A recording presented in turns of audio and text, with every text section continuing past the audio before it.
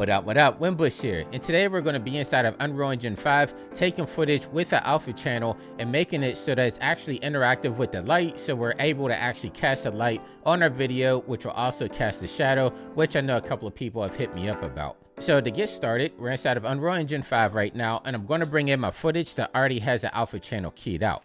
So down here in the content browser, I'm going to right click, and then I'm going to come over here to media, and then I'm going to come right here where it says IMG media source. So I'm going to left click on this, and I'm just going to leave the name by default right now, and I'm just going to double click on this, and then that's going to pop up with this window here, in which if I come over here to the right where it says sequence path, this is where I'm going to bring in my EXR sequence.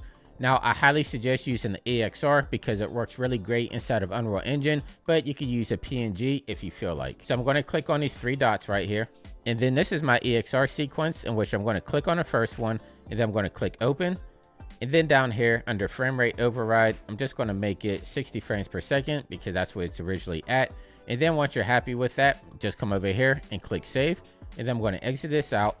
And now you can see that we have my character down here. Now, if you wanted to, you can actually left click and drag this into your viewport, but this isn't going to be affected by the light. We actually have to make this a material to do so. So in order to do that, I'm actually going to right click again down here. I'm going to come over here to media, come right here to media player and left click on this. And then this is going to come up, create media player, video output media texture asset. I'm going to turn this on, and then I'm going to click OK. So now we have a media player in here. Again, I'm going to leave it at the default name. And once you click off it, it's actually going to make a material, in which if I double click on this with the TV icon, this is going to bring up this scene right here. And if I double click on the image that I brought in which I keyed this out in After Effects, but if you guys are interested, I can also show you how we can key stuff out in Unreal. Leave me a comment down below and I'll be happy to make that tutorial. But moving on, since we have this now showing up in here, I'm going to click on save, and I want to exit this out. And now down here, you can actually see inside of our texture, we have the image popped up in here. So if I right click on this, and then I come over here to where it says create material, I'm going to left click on this, and now we have a material in here. And if I double click on it, and then it's on a sphere right now. So if I come right here, put it on a plane, you can actually see we have our footage inside of our material graph here. So what I want to do is actually click on this brown part right here, which is result node of material. And then from here, make sure you come down here to the details panel, because where it says blend mode, instead of opaque, we want to do masked. And then that's going to open up our opacity mask right here, in which if I take my alpha channel, put it into opacity mask, now you can see that we actually have it alpha channeled out. And if we wanted to, we can actually put this on our plane. Like, let me actually save this, exit this out. Then if I left click, put it onto my plane here, now you can see we have our character inside of our scene. I already have some lights in here. I have directional light and a couple other lights, and you can see that we have our shadow casted onto our rock back here. You might also notice that the contrast is really blowing out right now, in which we can actually fix that all inside of Unreal Engine. We just have to work on the material a little bit more. So I'm going to open back up my material down here, and I'm going to right click, and I'm going to type in MF underscore chroma, and that's going to bring up MF underscore chroma keyer. So if I left click on this, and now if I come over here and I take my RGB, I'm going to put it into my input color. And then right here where it says emissive color, I'm going to left click, bring that over to my base color. So now if I come over here, click on my plane again, you can see we still have our alpha channel cut out, but we're actually going to turn this into a material instance so that we can actually control like the saturation and the contrast and everything on our image sequence here. So I'm going to save this. I'm going to exit this out. And then down here on my material, actually, let me make this a little bit larger so you can see it better. So I'm going to come down here, thumbnail size, make it at least medium. So now we can actually see what's going on a little bit better here.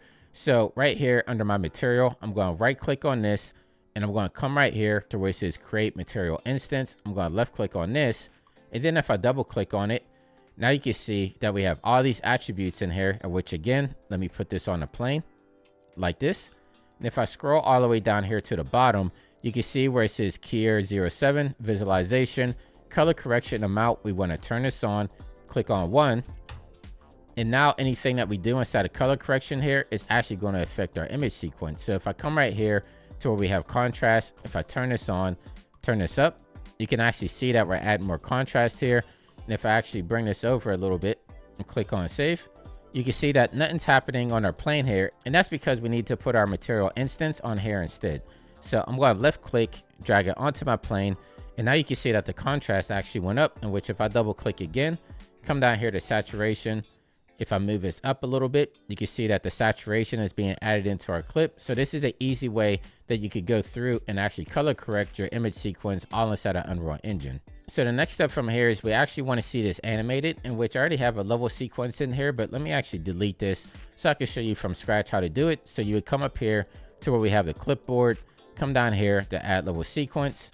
Then I'm just going to name it at default, save it. And now that's going to bring up our sequencer. So the first thing I'm going to do is make this 60 frames per second like so.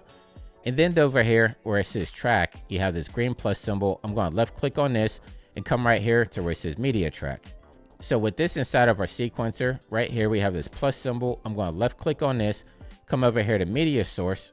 And then I'm just going to click on my image sequence like so.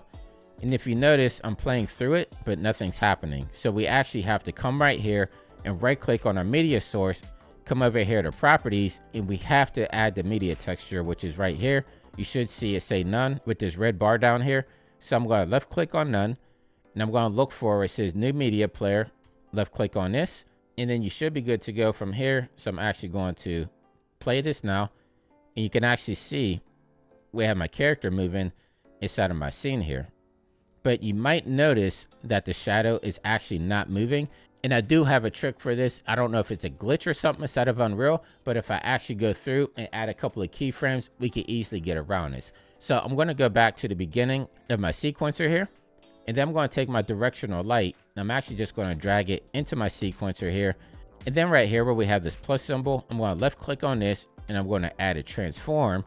Then if I scroll down here, I'm going to add some keyframes, maybe just to the rotation. So let's just say for pitch and yaw, we're going to add a keyframe here.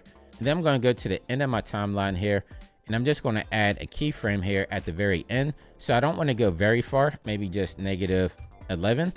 And then for the yaw, just 13. We just want to make it vary so slightly, because I notice if we add keyframes here, it will actually add animations to the shadow. So we're not really going extreme with the light movement, but that's just something that I noticed. If we actually add some keyframes down here to our directional light, it's actually going to add movement to our shadow, which is what we really want, because we want our footage to look fully interactive within our scene here.